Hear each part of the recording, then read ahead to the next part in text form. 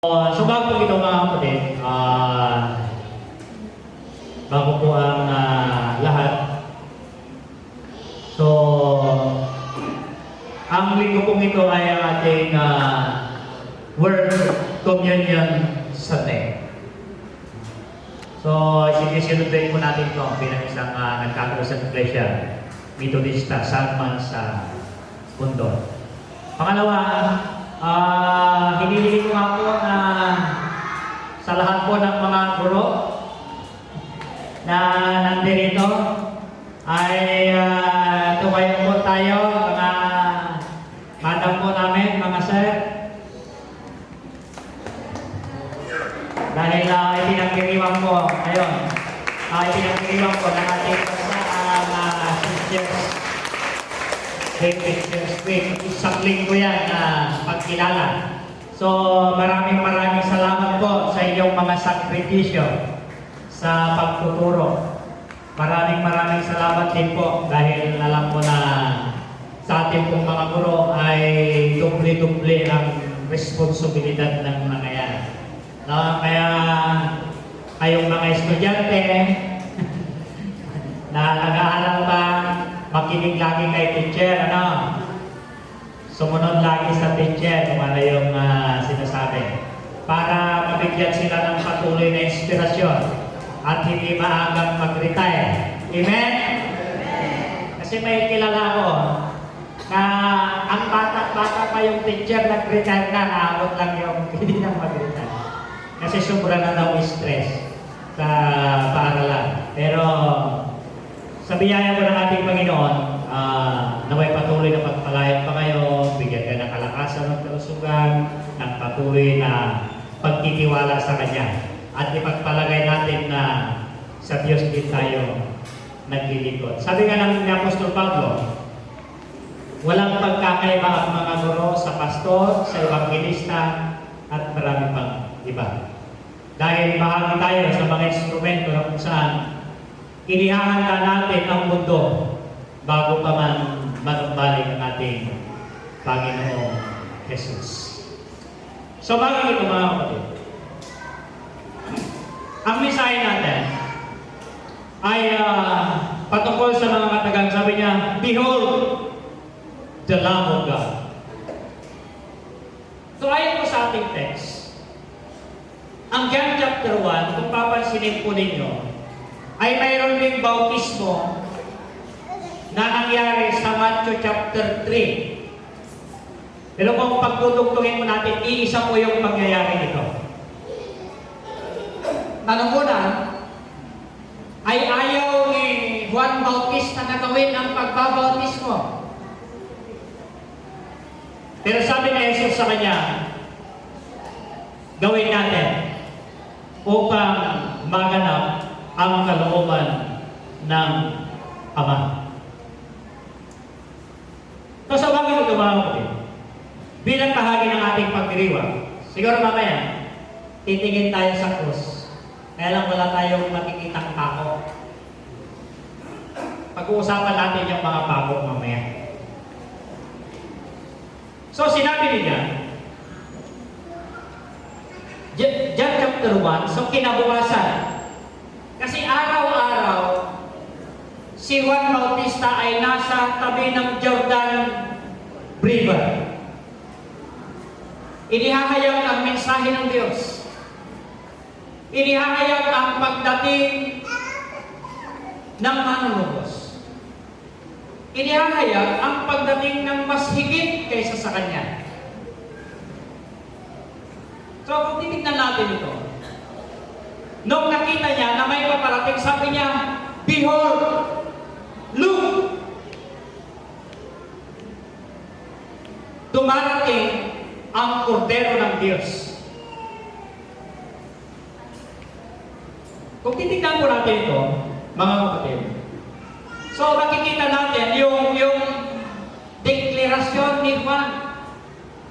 So, nung sinabi niya na Behold, it is the divine call to attention. No? Divine call to attention. Tingnan ninyo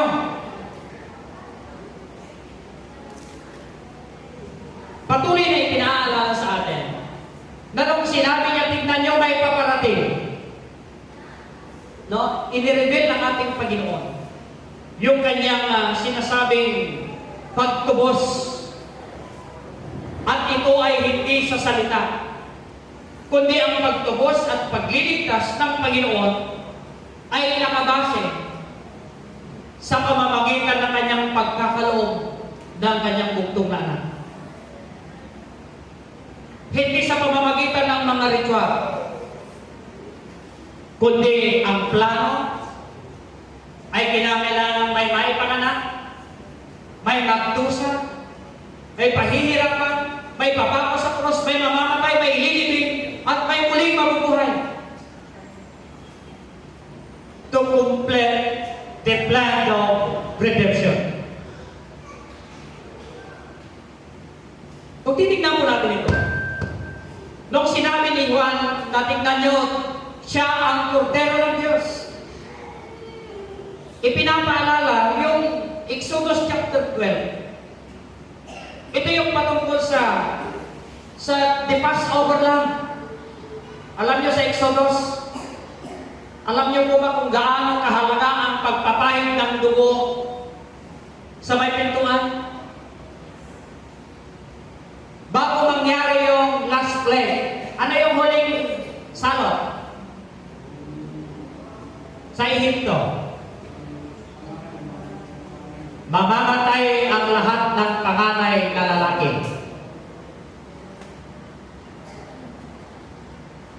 Pero, sinabi doon, kumuha kayo ng mga tupa,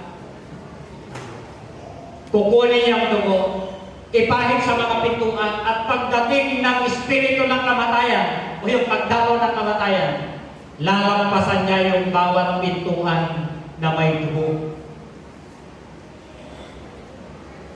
Kaya nung sinabi niya na tignan ninyo, sabi ni Juan,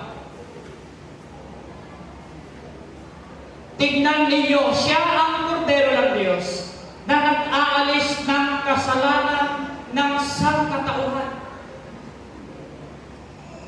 Hindi ang dugo ng tupa, hindi ang dugo ng baka, kundi ang dugo mismo ng kordero ng Diyos. Ang pangalan niya ay Jesus.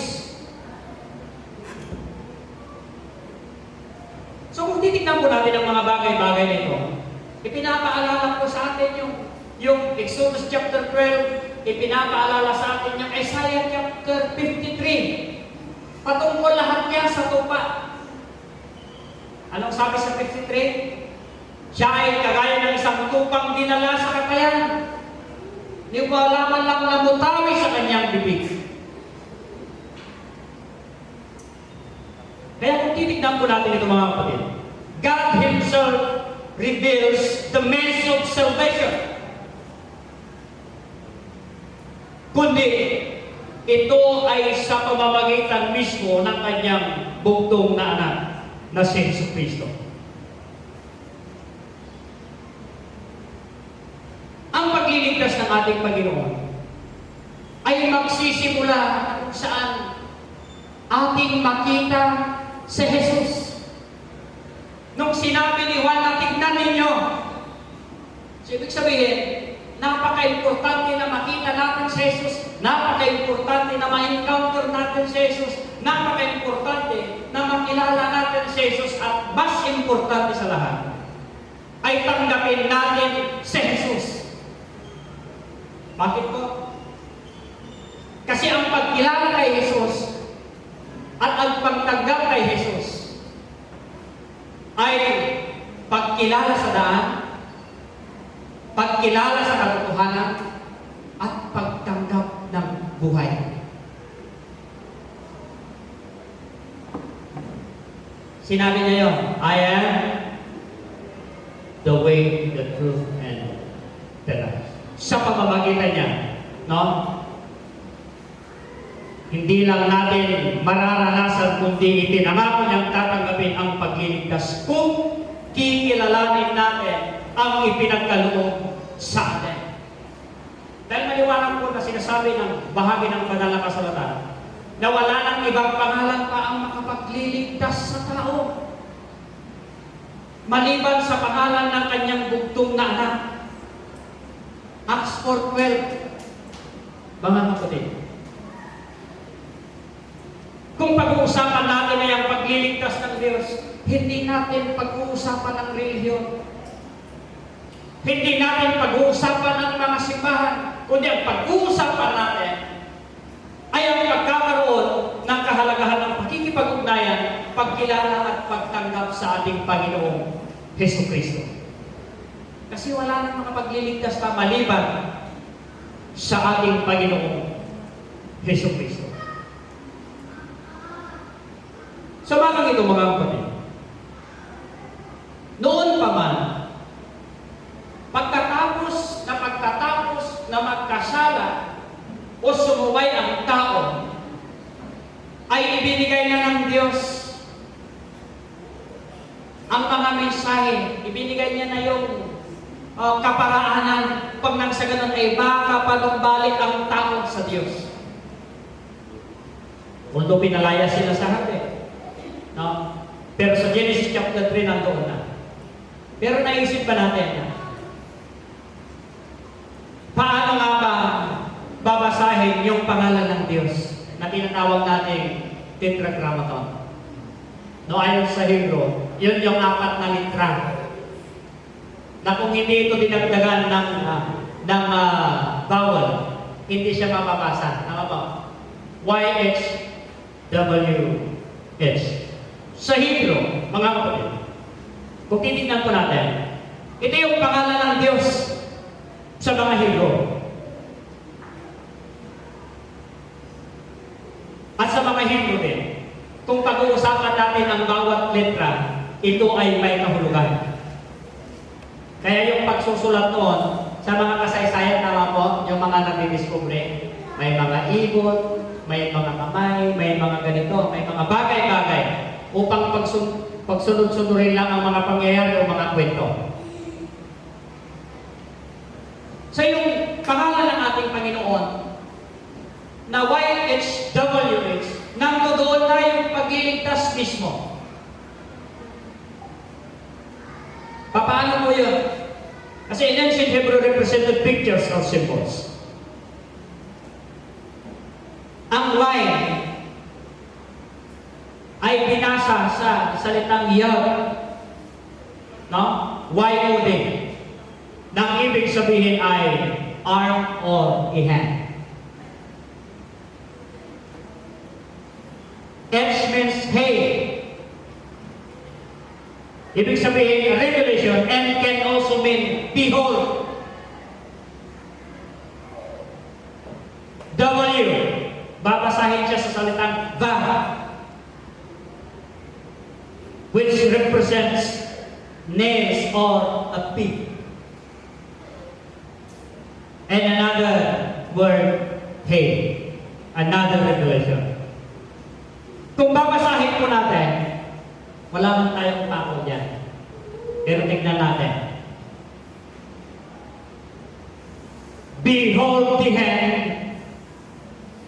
behold the name. Kaya tignan po ninyo yan sa Google. The meaning of YHWH. Ipinakilala sa atin kung ano ang pangalan ng Diyos. Ano ang ibig sabihin ng pangalan iyon? So ayon sa mga lumang propesya, ipinakita na. Kaya yan yung sinabi ng ating Panginoong Jesucristo sa John chapter 8. Mamamatay kayo sa inyong mga kasalanan kung hindi kayo maniniwala na ako ay siya nga. I am who I am. John 8:24. Galing yun sa Exodus chapter 3, verse 14. Sinong kausap ni Jesus?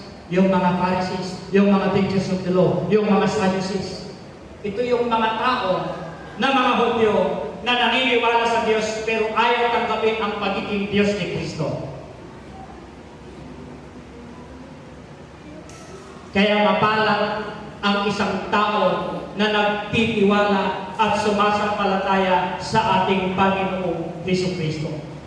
Dahil ang pagtitiwala at pagsampalataya sa Kanya ay makikita at makikilala natin yung mga pako.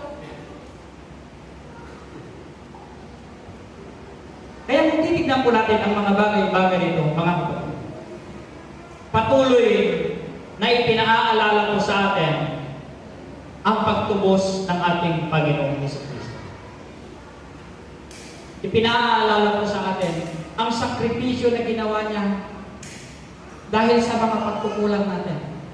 Akala ng mga tao ipinako si Jesus dahil sumuway siya sa mga Romano? No! Sabi sa Isaiah 53, dahil sa ating mga kasalanan, siya ay pinahirapan. Siya ay hinagupit. Siya ay nagdusa na tayo sana ang lumasan. Inako niya ang lahat. Inako niya ang lahat ng pagkukulang mo at inako niya lahat ng pagkukulang mo upang mailapit lamang tayo sa Diyos. Kaya kung babalikan po natin yung ating mga teksto mula sa mga panaghoy, no? Sulat ni Apostol Pablo kay Timoteo sa ating Ebanghelyo, isang kaparaan ng matugunan natin ang biyaya ng ating Panginoon ay ang makapaglingkod sa Kanya na naroon ang pagpapakumbaba. Makapaglingkod na naroon ang pagpapasalamat.